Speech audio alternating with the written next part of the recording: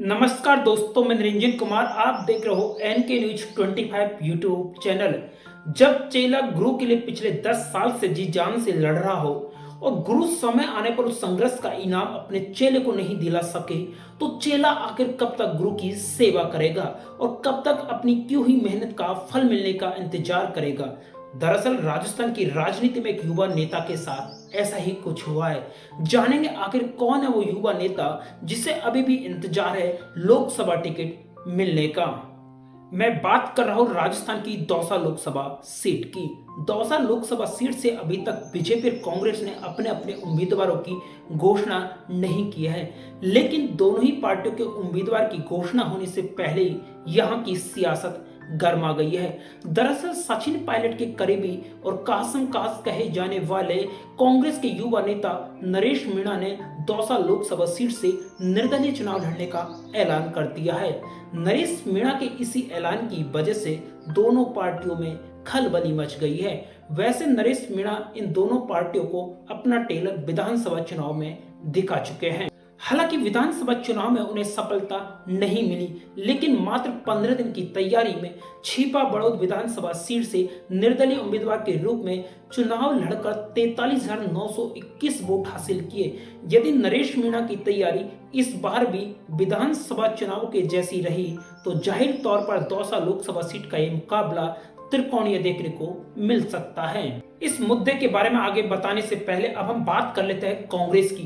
राजस्थान में कांग्रेस के नेता पार्टी छोड़कर बीजेपी में जा रहे हैं और राजस्थान के युवा नेता जिसकी पूर्वी राजस्थान में युवाओं के बीच अच्छी खासी पकड़ है, वो युवा नेता अभी भी कांग्रेस नेताओं से चिल्ला चिल्ला कर कह रहा है मुझे कांग्रेस में ले लो, लेकिन राजस्थान के नेता सिर्फ टालम टोल कर रहे हैं। मैं कांग्रेस नेता को बता देना चाहता हूं, जो युवा नेता नरेश मीणा आपसे चिल्ला चिल्ला कर कह रहा है मुझे कांग्रेस में ले लो, ये युवा नेता आने वाले समय में राजस्थान की राजनीति का दूसरा क्रोड़ीलाल या दूसरा सचिन पायलट होगा।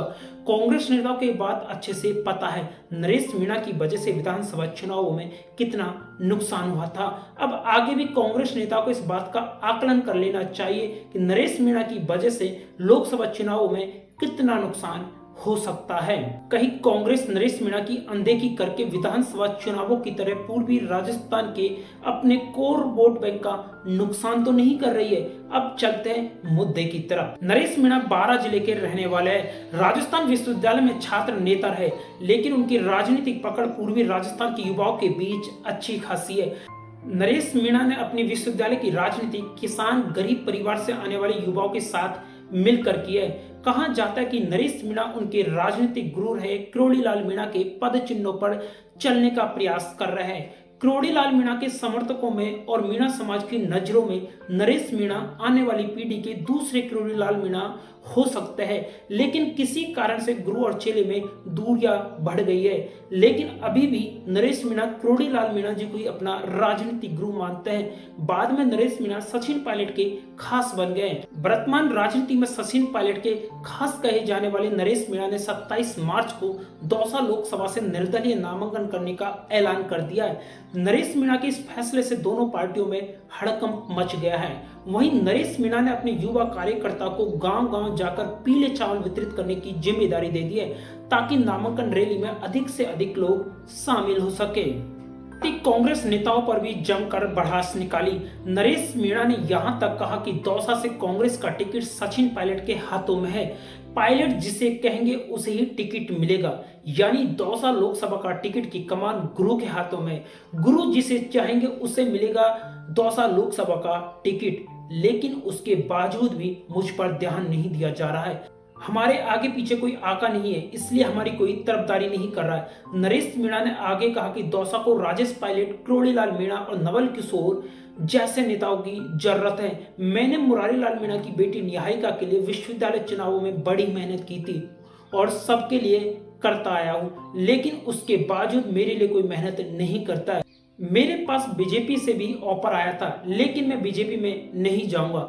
क्यों नहीं जाऊंगा? क्योंकि मेरी और बीजेपी की विचारधारा मेल नहीं खाती है और मैं अपनी विचारधारा से कभी समझौता नहीं कर सकता। जिस कांग्रेस में लोग पार्टी छोड़ कर जा रहे हैं, वहां एक युवा अभी भी अपनी विचारधारा पर टिका हुआ है। कांग्रेस पार्टी को इस युवा की बात पर एक बार पुनः विचार करना चाहिए। इन सब के बाद नरेश मीणा ने अपने सोशल मीडिया अकाउंट फेसबुक पर एक पोस्ट किया। उसमें लिखा, हार जीत वो तो मुकद्दर की बात है, हम कोशिश ही ना करें ये तो गलत बात है। दोस्तों, ये दो लाइन इस युवा नेता के लिए बिल्कुल फिट बैठती है, क्योंकि आज की राजनीति में जिस युवा नेता का कोई सहारा नहीं है, आज उस युवा नेता को कांग्रेस पार्टी दरकिनार कर रही है, जो आने वाले दिनों में कांग्रेस पार्टी के लिए एक अच्छा संकेत नहीं है। अब देखने वाली बात है दौसा लोकसभा सीट से बीजेपी और कांग्रेस किसे अपना अपना उम्मीदवार बनाती है और इस त्रिकोणीय मुकाबले में किसकी जीत होगी। लेकिन दोनों राष्ट्रीय पार्टियों को दौसा लोकसभा सीट पर कड़ा मुकाबला देखने को मिलेगा। नरेश मीणा के निर्दलीय नामांकन करने से यह मुकाबला संघर्ष वाला होने वाला है। बाकी तो समय आने पर ही पता चलेगा आखिर दौसा लोकसभा सीट से जीत की लॉटरी किस नेता की लगती है। बहरहाल इस वीडियो में इतना ही।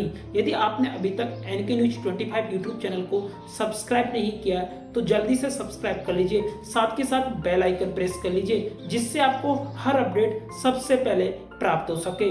अंत तक वीडियो देखने के लिए आपका बहुत बहुत धन्यवाद। जय हिंद, जय भारत।